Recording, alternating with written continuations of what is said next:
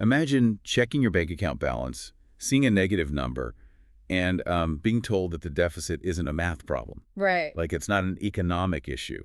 It is a literal measure of your spiritual failure. Which is just a huge concept to wrap your head around. Yeah, exactly. So today we are taking a deep dive into a single-page excerpt from a document called Prosperity. Oh, And, it takes traditional personal finance and just totally turns it into this high-stakes, literal investment strategy for your soul. and our mission today for you, the listener, is to basically act as rhetorical detectives. Because, the intersection of faith and finance is undeniably complex. It brings up intensely strong feelings. Oh, for sure. So our goal here isn't to endorse this theology or, to debunk it either. We are going to maintain a strictly neutral, objective lens to analyze exactly how the author constructs this argument. We really want to understand the architecture, the psychological levers, and the historical mechanisms this pitch relies on. Okay, let's unpack this. Because the way this text builds its argument is genuinely something to behold. It takes you on a journey that attempts to build a bridge, starting from 18th century political philosophy, Yeah. extending to biblical concepts of salvation, and then, boom, dropping you right at the front door of your modern bank account. It is a massive conceptual leap. It really is. And, to understand the financial claims this text eventually makes, we have to examine the specific foundation it pours, Yeah. because it avoids starting with money entirely. Right. Instead, it begins with the concept of freedom. And the choice of the historical anchor here is just deliberate and fascinating. The very first thing the reader encounters in a text titled Prosperity is a quote from 1765 by John Adams. From his dissertation on the canon and feudal law. And in it, Adams argues that liberty cannot be preserved without a general knowledge among the people. But he goes further, right? He frames this desire for knowledge as a divine right. He uses this incredibly sweeping language. He calls it an indisputable, unalienable, indefeasible divine right given by the Creator. Which is heavy. And you have to consider the historical context of 1765. This is the era of the Stamp Act. Oh, yeah. Adams is writing during a period defined by the colonial struggle against taxation without representation. He is intentionally framing civic knowledge and liberty as a divine mandate, one that supersedes unjust earthly powers or, financial levies. So the author of our text takes that heavily loaded American ideal of civic liberty and places it directly alongside the words of Jesus from the Gospel of John, chapter 8. The whole, "Ye shall know the truth, and the truth shall make you free." Right. Which is such a wild pivot. Think about the logical transition there. Why start a fiscal argument with colonial political theory? It's an interesting strategy. It's like opening up a quarterly corporate earnings report, and the CEO starts the call by quoting the Declaration of Independence. It completely changes the temperature of the room. That's a great way to put it. It immediately frames the upcoming financial advice not as a mere strategy for balancing your checkbook, but as an undeniable, unalienable, fundamental human right. The author is constructing a really powerful, dual-layered foundation of authority. By linking American civic liberty, represented by John Adams, to spiritual liberty, represented by Jesus, the text establishes that what is about to follow is backed by the highest political and spiritual authorities imaginable. Wow. Before a single dollar is mentioned, the premise is rhetorically bulletproofed. If a reader argues against the financial advice to come, they are no longer just questioning a fiscal strategy. They're basically positioned as arguing against the Founding Fathers and divine scripture simultaneously. It's a masterclass in setting the table, honestly. Mm-hmm. The text establishes truth as the ultimate source of this unalienable freedom, meaning it logically has to define what a lack of freedom looks like. Exactly. Like, if truth equals liberty, what does bondage look like for the believer? And here's where the text makes its decisive move. It locates that bondage squarely in the wallet. The transition from the philosophical to the material is incredibly sharp here. The text asserts that, quote, one area where many Christians are not free is in their finances. Right. It describes believers as being bound by lack and debt. But the truly critical piece of this definition is how the author qualifies the word lack. Right, because the text says that even if a person has enough money to meet their own basic needs, if they don't have enough left over for numerous and generous kind acts to others, they are not blessed. Yes. And therefore they are in bondage. So what does this all mean? If I'm breaking even, paying my rent, feeding my family, avoiding crippling debt, my financial advisor is giving me a high five. Oh, for sure. You're doing great. Right. I'm surviving. Yeah. But this text pushes back on that entirely. It frames breaking even as a fundamental spiritual failure. And what the text is doing there is utilizing the mechanism of redefined baselines. We see this psychological lever used frequently in high-control groups, multi-level marketing structures, and, extreme political movements. Wait, really? How so? Well, they take a state of normal, boring stability, like breaking even or simply surviving, and relabel it as failure or danger. By doing this, they manufacture a crisis that only their specific product or ideology can solve. Oh, wow. That makes a lot of sense. Right. In a traditional macroeconomic sense, meeting your expenses means you have achieved solvency. Here, solvency is redefined as a state of captivity. And it doesn't just redefine the baseline, it identifies the cause of this captivity. Yeah. The text claims this lack of excess blessing stems from one of two reasons. Yeah. Either the believer does not know the truth, or they are not acting on the truth they know. Either way, the text states emphatically they're in bondage. And you have to notice the causal mechanism at play there. The text shifts the entire burden of financial success or failure directly onto the believer's spiritual discipline. Yeah. Bondage in this framework is no longer an abstract spiritual concept, nor is it a socioeconomic condition dictated by inflation or, wage stagnation or systemic market forces. No, not at all. It is mathematically quantified by your lack of disposable income for charity. That is a heavy, heavy psychological burden to place on someone's shoulders. If you don't have a surplus to give away, it is diagnosed as a symptom of a spiritual deficit. Right. You either don't know the truth or you aren't applying it. It completely removes external economic realities from the equation. And that removal relies on a really well-documented psychological concept known as the just world fallacy. Okay, what's that? It's the cognitive bias that assumes actions will naturally bring morally fair and fitting consequences to the actor. So, by tying financial outcomes strictly to spiritual adherence, the text leverages this fallacy. If you are poor, you must have done something wrong spiritually. If you are rich, you must be spiritually aligned.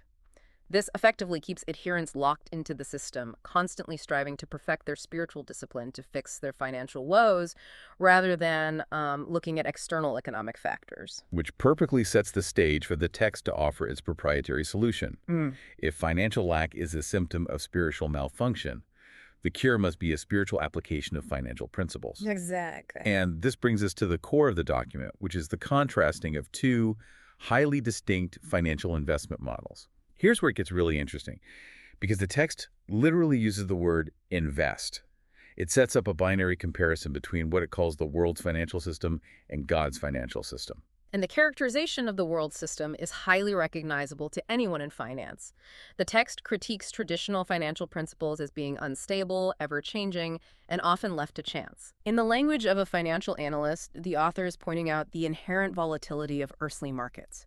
Stocks crash, interest rates fluctuate, recessions hit. The risk profile of the world system is portrayed as dangerously high. Yeah, and I mean, anyone who has watched their retirement account during a market dip can relate to that anxiety. The world system is volatile. But then the text offers the alternative. It says that when you operate in God's financial system, you are commanded to put your money in his bank. And it backs this up by quoting Matthew 6.3 and Luke 12.33, the famous scriptures about storing up treasures where thieves can't steal and where moth and rust can't corrupt. Right. And the payoff. The text claims that by doing this, God assures you of a tremendous return. To appreciate the mechanics of this claim, we need to look at real-world financial systems. In the real world, our fiat currency is backed by the faith and credit of the government. Our deposits are insured by mechanisms like the FDIC up to a certain amount, providing a safety net against bank failure. The author here is effectively inventing a new kind of spiritual FDIC insurance. That's fascinating. By contrasting the unpredictable beta, or volatility, of traditional market indices with the guaranteed safety of God's bank, the text offers a zero-risk investment profile.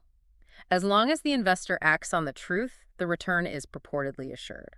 But I had to push back on how those specific scriptures are being deployed here to promise that earthly yield.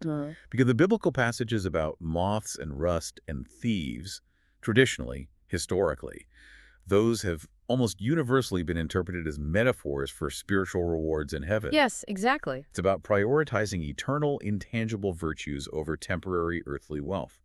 But this text takes those verses, aggressively strips away the metaphor, places them right next to the literal phrase invest money, and promises a tremendous return. The boundary between the spiritual and the material collapses completely in that interpretation. The spiritual dividend is no longer delayed until the afterlife.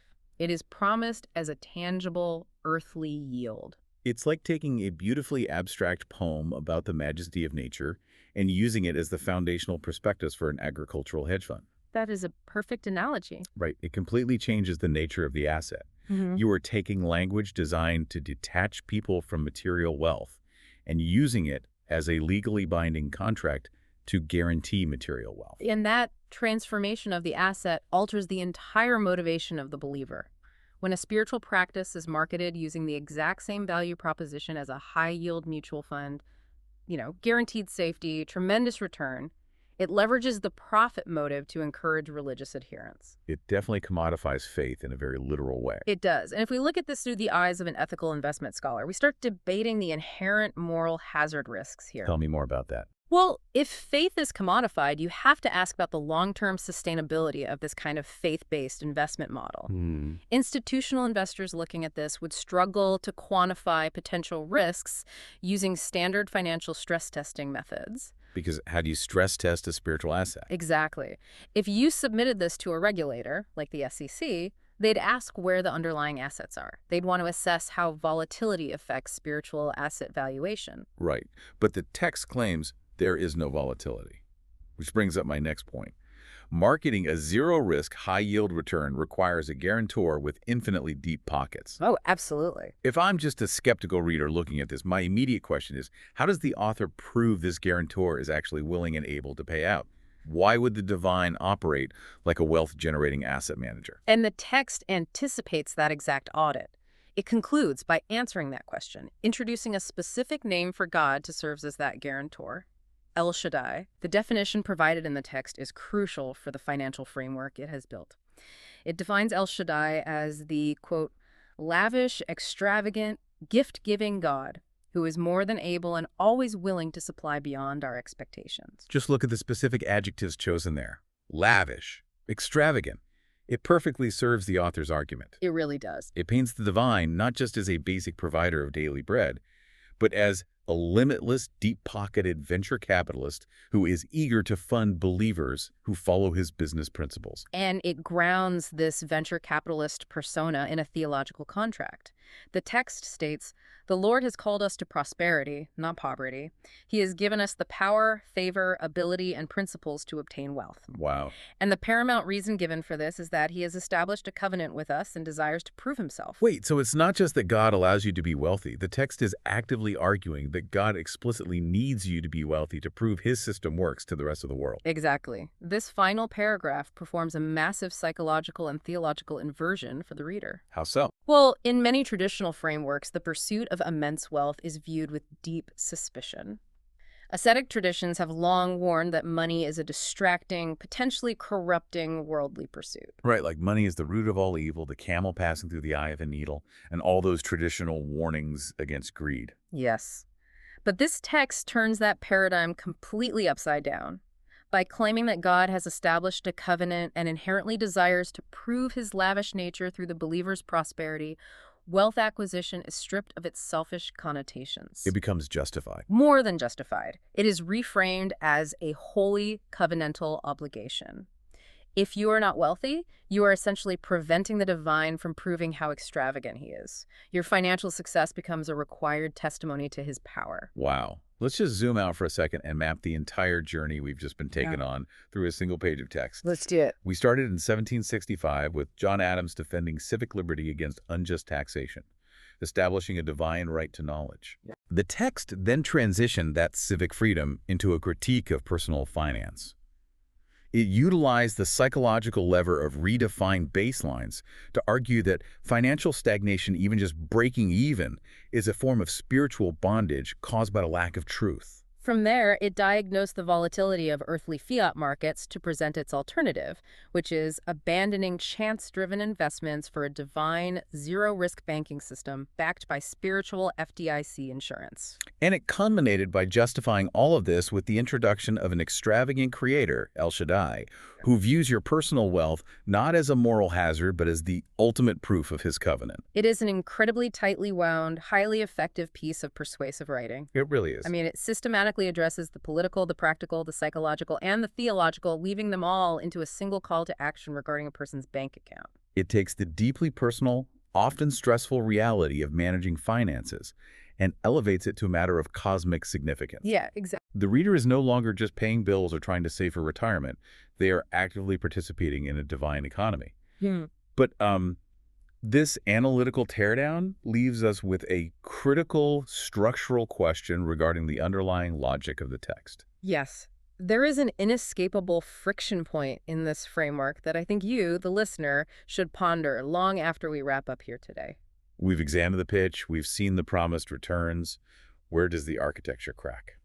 Well, the entire premise of this document rests on the assertion that participating in God's financial system assures a tremendous guaranteed return entirely devoid of the volatility and chance of the world's markets. Right, the zero-risk promise. Exactly. It relies on the just world fallacy, assuming perfect input yields perfect output.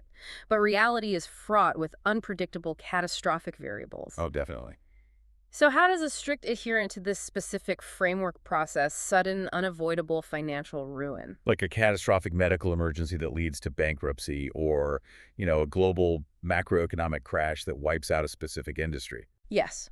Things entirely outside a person's control, regardless of their spiritual discipline or generosity. Right. If the core promise is that the divine bank never fails, and that poverty is a definitive sign of bondage stemming from not knowing or acting on the truth, does this framework force the believer to take 100% of the spiritual and moral blame when their earthly wallet inevitably goes empty? Well, if the system is framed as infallible, the user must always be at fault. you look for a clean, measurable, binary answer in a financial ledger, black or red, profit or loss. But when you tie that ledger directly to a person's soul, suddenly those numbers carry a psychological weight that traditional mathematics was never designed to hold. No, not at all. It turns every deposit and every withdrawal into a measure of your spiritual worth. And that is a fascinating and perhaps terrifying bottom line.